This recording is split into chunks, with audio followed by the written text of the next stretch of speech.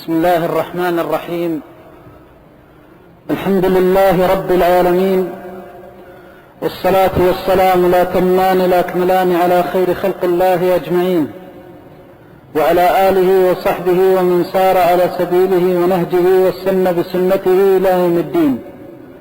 أما بعد، فقد تقدم معنا أن الأمساك ثلاثة،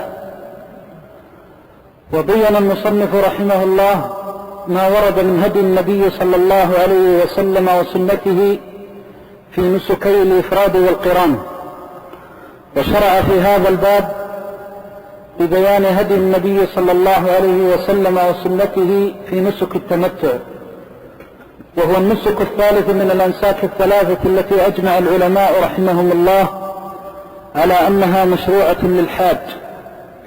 والتمتع تفعل من المتعة، والمتعة والمتاع هو الشيء الذي يرتفق به الإنسان وتكون له فيه مصلحة ومنفعة.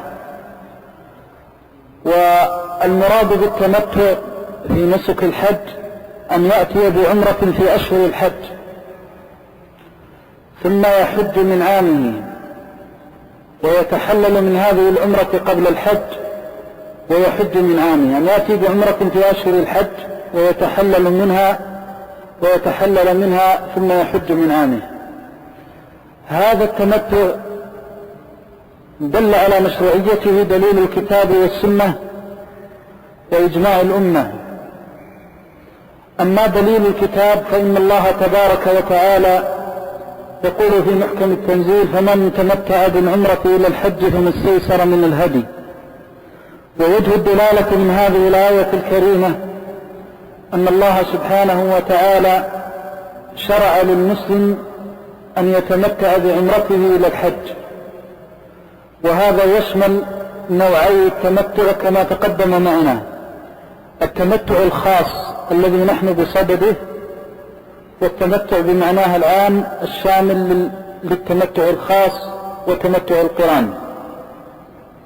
فدلت الآية الكريمة على مشروعية التمتع في نسك الحج، وكذلك أيضا أكدت السنة هذه المشروعية، فإن النبي صلى الله عليه وسلم بين مشروعية التمتع بقوله وإقراره. أما قوله فإن النبي صلى الله عليه وسلم لما أتى الميقات كما في الحديث الصحيح قال لأصحابه: من أراد منكم أن يهل بحج فليهل، ومن أراد منكم أن يهل بعمرة فليهل، ومن أراد منكم أن يهل بحج وعمرة فليهل. فقوله عليه الصلاة والسلام: من أراد منكم أن يهل بعمرة، المراد به أن يهل بعمرة متمتعا بها إلى الحج، وهذا بإجماع العلماء رحمهم الله. وأقر أم المؤمنين عائشة رضي الله عنها حينما أهلت بالحج، لأن الحديث في الصحيح دال على أن أم المؤمنين رضي الله عنها كانت قد أهلت بعمرة في حجة الوداع التي حجتها مع رسول الله صلى الله عليه وسلم. وكذلك شرع التمتع بقوله عليه الصلاة والسلام كما في الأحاديث الصحيحة لما أمر أصحابه في حجة الوداع: من لم يسق الهدي أن يتحلل بعمرة. وهذا يدل على مشروعية التمتع. ومن هنا أجمع العلماء رحمهم الله على أن التمتع محكم، وأنه باق إلى يوم الدين.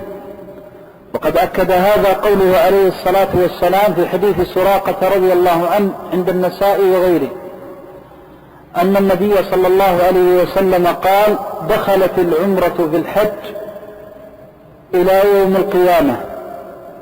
وهذا يدل على أنه يشرع للمسلم أن يهل بالعمرة في أشهر الحج وأن يتمتع بها إلى حجه، وأن هذا الحكم أو هذا النسك فعله ليس خاصا بأصحاب النبي صلى الله عليه وسلم في حجة الوداع، بل هو محكم باق إلى يوم الدين، وأنه نسك من أنساك الحج لقوله: دخلت العمرة في الحج.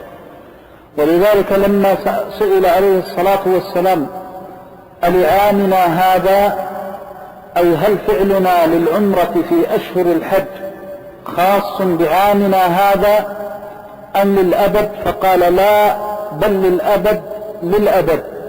فأكد عليه الصلاة والسلام أنها محكمة، وأن فعل العمرة في أشهر الحج الذي كانت العرب في جاهليتها الجهلاء وضلالتها العمياء تعتبره أمرا محرما، أن الإسلام خالفهم في ذلك، وأنه حكم غير منسوخ وغير خاص بتلك الحجة،